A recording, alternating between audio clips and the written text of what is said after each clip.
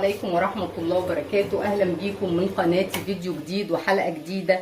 بس قبل ما أبدأ أي حاجة أقول ألا بذكر الله تطمئن القلوب.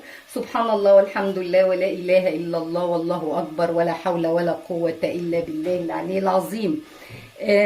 النهارده هنعمل مع بعض حاجة كده مفيدة جدا، مقوية للجهاز المناعة. كل المواد بتاعتها مفيدة، ويعني عايزه اقول لكم بتعمل تنشيط للدوره الدمويه في نفس الوقت. كلها حاجات مفيده جدا. ده زي ما احنا شايفين، دي هنعمل مع بعض المحوجه الدمياطي. المقادير زي ما احنا شايفين: كوبايه سكر بودره، كوبايه تحويجه قرصه من عند العطار، كوبايه سمنه، كوبايه زيت، كوبايه جوز هند صغيره، كوبايه سمسم صغيره، ودي برده ما يعادل كوبايه حبه البركه صغيره، دول معلقتين كركم كبار، دول بقى هنا سمسم على جوز الهند على حبه البركه دي الوش نركنها على جنب، وكوبايه سكر بودر وكوبايه عسل، وطبعا بيكنج باودر. هنعمل بقى ايه المقادير؟ هنجيب مع بعض كده كل المكونات الجافه كده على بعض. بس قبل ما نحط المكونات الجافه على بعض هننزل بالحاجات دي على النار، لان لازم نقدحها كويس جدا.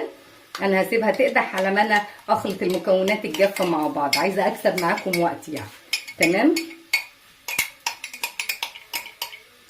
اهي هنحط دي على النار علشان انا عايزه اقدحها. شفتوا ما الكحك بنعمله ازاي؟ هي نفس طريقه الكحك. احنا دي كل اللي بيتعمل فيها انها بتتبس. هحط دي على النار ومع بعض كده اثناء ما تبقى دي على النار احنا هنا هنركن دي، مش عايزينها دلوقتي. كل اللي احنا عايزينه دلوقتي هنحط المواد الجافه هنا زي ما احنا شايفين: السمسم على حبه البركه، على طبعا المحوجه دي. تحويجه القرصه دي عباره عن ايه بقى؟ تحويجه القرصه غالبا مغات، جوز الهند، الكركم، السكر، العسل مش هنزل بيه دلوقتي خالص. تمام، تحاولي بقى ايه تروقي حواليكي كده زي ما انت شايفه. اهم حاجه ان انت تبقي واقفه انت بتعملي ايه. تمام، هنحط طبعا هات الملح، ذره ملح للسنه بس كده. طبعا اي عجينه انتوا عارفين لازم نحط لها ذره ملح للسنه. دي اهي شايفين قد ايه؟ يعني ما يكملش ربع معلقه. تمام، والفرن طبعا في الاثناء دي يكون سخن. هنزل هنا بالبيكنج باودر. تمام،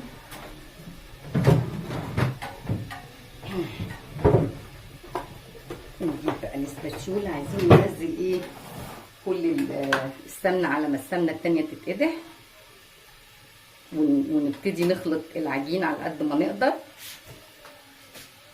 تمام، انت هتعملي كده اهو عمليه خلط للمواد الجافه على ما السمنه والزيت يتقدحوا. ما تحطيش سكر اكتر من كده. لو انت ملاحظه هي كوبايه السكر ومش مليانه قوي لان احنا معانا عسل اسود كمان. تمام، الكركم بيقوي جهاز المناعه. تاني حاجه بيساعد على تخفيف الام العظام. والمغات طبعا احنا عارفين الفوائد بتاعته، بيقوي جهاز المناعه وبينشط الدوره الدمويه. دي تقدري تعمليها للولاد في المدارس.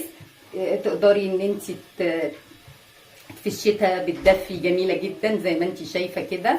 عايزه اقول لك يعني بسم الله ما شاء الله قرصه جميله ووجبه هتعجبك كويس جدا يعني. هجيب بقى السمنه من على النار وارجع لك تاني، خليكي معايا. السمنه على الزيت اتقدح، هنزل بيهم هنا كده. بسم الله الرحمن الرحيم، اللهم اجرنا من النار. تمام، هتخلطي بالراحه علشان طبعا الحاجه سخنه لسه. عارفه طريقه الكحك بالظبط؟ هي انا عايزه ابس زي ما بتبسي الكحك بالظبط. تمام، بس طبعا هقلب بقى كده بالراحه. طبعا كل ده انا لسه ما نزلتش بالعسل. انا مش عايزه انزل بالعسل والسمنه سخنه والحاجه سخنه. كل اللي انا بعمله ان انا بس بدي مناخي يبقى هادي شويه، عشان مش عايزه انزل بالعسل على حاجه سخنه، عشان ما يعني ما يديش طعم حموضه معايا. تمام، اللهم اجرنا من النار كده. خلاص لازم بقى ابتدي ان انا اتعامل بايدي.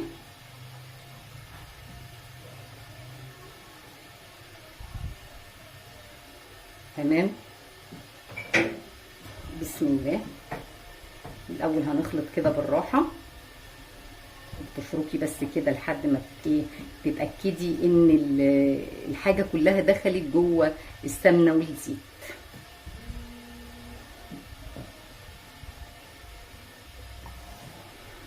بسم الله اهي.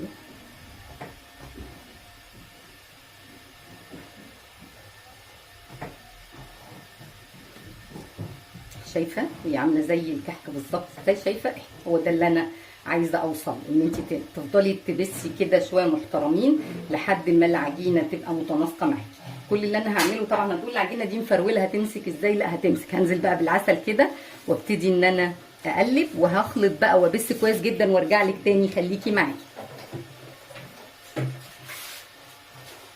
كده. انا بسيتها كويس وفردتها في الصاج. طبعا بصي هي مفروله لسه ازاي. انا كل اللي يهمني ان انا اضغط عليها بقى في المرحله دي. الصاج ما ادهنش معايا اي حاجه خالص.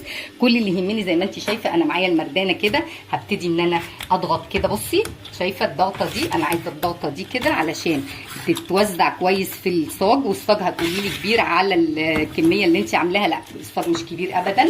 هبتدي ان انا افرد كده واسويها وبعدين ارجع لك تاني. انا كده خلصت. هبتدي بقى الحاجات اللي انا حطاها للوش دي ابدرها كده وبرده هضغطها. واهم حاجه انك تقطعي بقى حسب الحجم اللي انت عايزاه، مفيش مشكله. لان انت لو قطعتي بعد اللهم صلي على سيدي محمد التسويه هتدي مش هتعرفي تقطعيها لان هي ناشفه مش بتبقى طريه. تمام. هقطع بقى واخلص وادخلها الفرن وارجع لكم تاني. المحوجه طلعت من الفرن او القرصه الصفر زي ما احنا شايفين التسويه بتاعتها عامله ازاي. بس في بقى ملحوظه، لو انت عندك الصاجات الخفيفه دي خدي بالك، علشان انا بصراحه في حته لسعت مني علشان الصاجه نسيت احط فيها ورق زبده بقى عشان اكون صريحه معاكم. بس دي النتيجه هايله وجميله. وبص السمك بتاعها مش عايزه اكتر من كده. بص التسويه بتاعتها جميله ازاي. اتمنى ان شاء الله انها تنال اعجابكم. ولايك وشير وسبسكرايب للقناه ودعوه منكم بظهر الغيب. اترككم في رعايه الله وامنه.